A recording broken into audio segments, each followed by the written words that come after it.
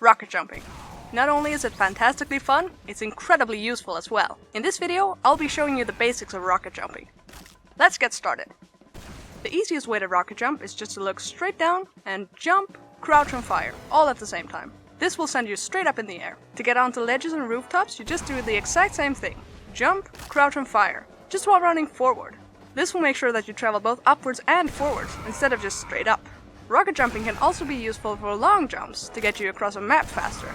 You may have noticed that by looking straight down, you don't actually get too far, and if you're landing on the ground, you'll most likely take fall damage. In this case, it's much more effective to look down and to the side behind you as you jump. Usually it's easier if you turn right, but we'll get to that later. You're still gonna aim very far down, otherwise you won't be affected by the rocket's knockback, but not completely straight down like last jump. This way the rocket lands behind you, propelling you more forward than if it lands right under you. For maximum distance, you're gonna want to move in the direction that you're jumping as well. This means that as you're turning to the side, you need to switch from moving forward to strafing to the side instead, otherwise you won't get as far.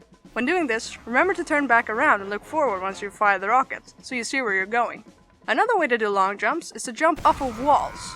This way you can get even farther, since you place the rocket behind your back instead of under your feet, and you can jump close enough to the ground not to take any fall damage. Just like with the previous jump, it'll be easier if you aim at walls to the right. What you do is very similar to last jump, so still turning to the side and shooting behind you, except this time you'll aim a bit higher, so you're hitting the wall instead of the floor. Just like last jump, remember to strafe instead of walking forward as you turn to the wall.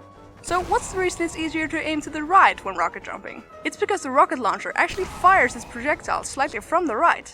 This is the reason why it's easier to shoot from behind a corner on the right than it is on the left. That means that when you turn to the left when jumping, you'll have to turn even more than when you aim to the right, just to compensate for the fact that the rocket's starting position is more to the right. You can confirm this for yourself by looking straight down and rocket jumping while standing still and not moving while in the air. You'll notice that you always land to the left of where you started, because the rocket landed to the right, pushing you to the left. You can actually change this by flipping the view models. That way the rockets are actually fired from the left, making left wall jumping easier. However, the change only takes effect once you join or rejoin a server, so you can't really change it on the fly, but it can still be good to know.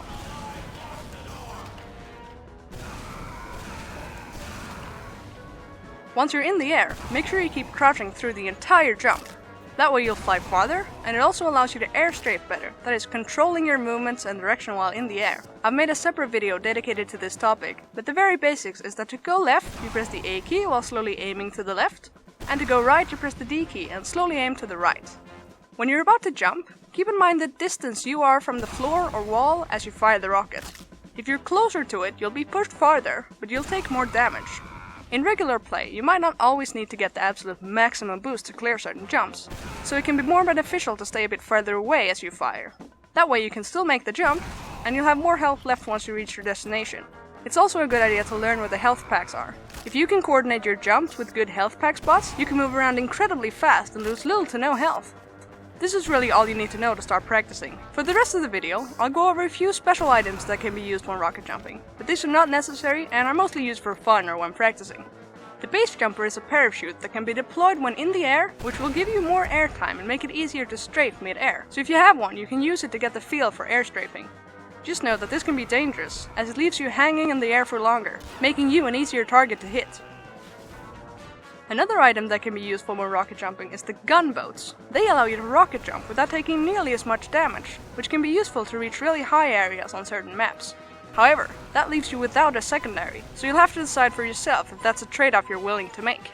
A slightly different way to practice is using a weapon called the rocket jumper. This is an alternative to the rocket launcher, which allows you to practice rocket jumping more safely, as you will take no damage from its projectiles. You will, however, still take fall damage. This can be a good way to practice, but be aware that it won't deal damage to enemies, so if you're using it in regular play, you'll have to rely on your secondary and melee weapons. You're also unable to carry the intelligence and capture the flag as special delivery games, while the rocket jumper is equipped. Some people enjoy equipping the man-treads and the market gardener and jumping around shoveling people and landing on their heads. While I've seen this done effectively, it requires a lot of practice and it's pretty difficult to pull off, and I personally find it easier to rely on the rocket launcher to deal damage in regular play.